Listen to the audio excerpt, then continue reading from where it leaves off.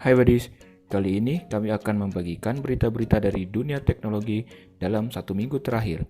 Tapi sebelumnya silahkan klik tombol subscribe agar channel kami dapat terus berkembang. Kita mulai dari WhatsApp. Baru-baru ini WhatsApp menjadi topik pembicaraan di dunia teknologi.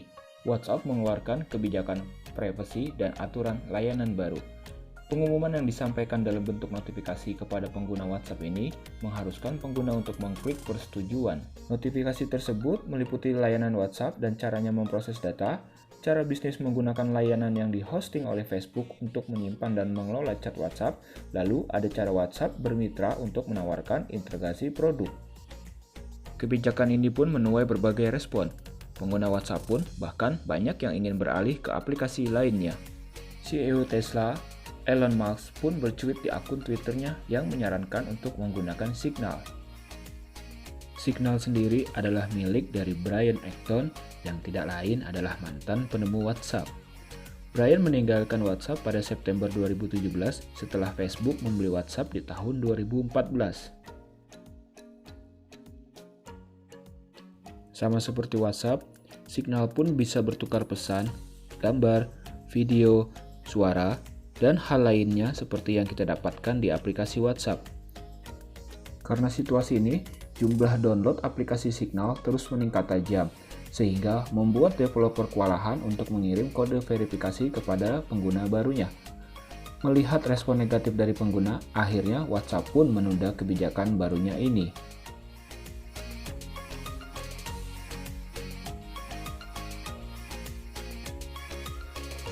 Samsung akhirnya meluncurkan smartphone terbarunya di Indonesia, yaitu Samsung Galaxy S21 series. Terdiri dari 3 model, yaitu S21, S21 Plus, dan S21 Ultra. Ketiga smartphone ini sudah menggunakan layar Dynamic AMOLED 2 kali dan mendukung refresh rate hingga 120 Hz. Layar dari S21 series ini pun sudah dilapisi dengan Gorilla Glass Victus dan dilindungi dengan IP68. Dari sisi kamera, S21 dan S21 Plus ini mengusung kamera ultra wide 12 megapiksel, kamera utama 12 megapiksel, dan kamera tele 64 megapiksel. Sedangkan untuk S21 Ultra menggunakan kamera ultra wide 12 megapiksel, kamera utama 108 megapiksel, sensor 3 kali optikal 10 megapiksel, dan 10 kali optikal 10 megapiksel. Dari kapasitas baterai, S21 Ultra mempunyai baterai dengan kapasitas yang sedikit lebih tinggi dari yang lainnya, yaitu 5000 mAh. Sedangkan S21 hanya 4000 mAh dan S21 Plus 4800 mAh.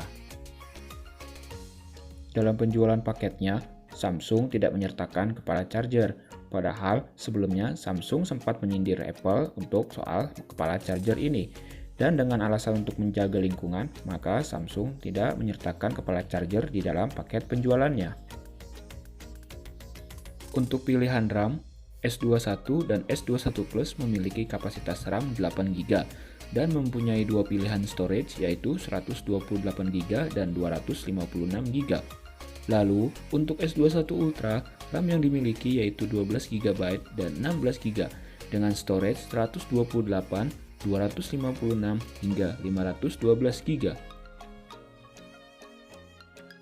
Untuk harganya, Samsung Galaxy S21 dijual mulai dari 12,9 juta, S21 Plus mulai dari 15,9 juta, dan S21 Ultra mulai dari 18,9 juta.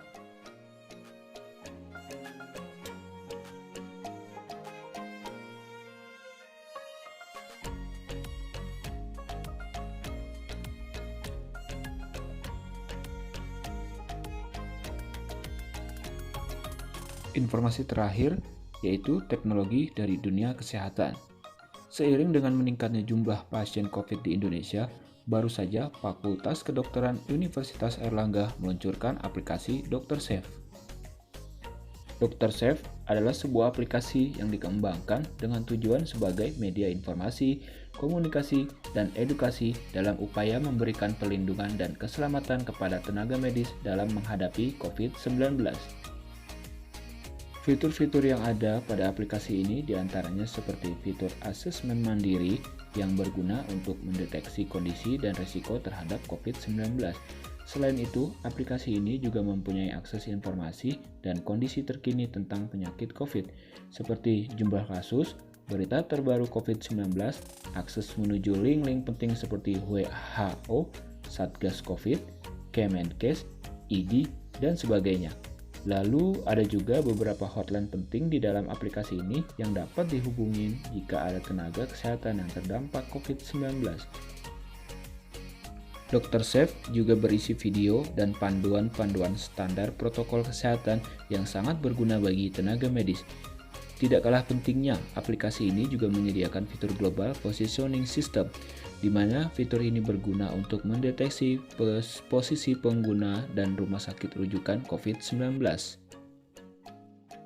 Aplikasi ini sudah diluncurkan pada tanggal 17 Januari 2021 dan menjadi aplikasi pertama karya anak bangsa untuk keselamatan dan perlindungan kepada tenaga medis terkait dengan virus COVID-19. Semoga pandemi ini segera berakhir. Sekian informasi teknologi dalam 1 minggu terakhir ini. Like video ini jika kalian suka dan dislike video ini jika kalian tidak suka. Sampai ketemu lagi di video kami berikutnya.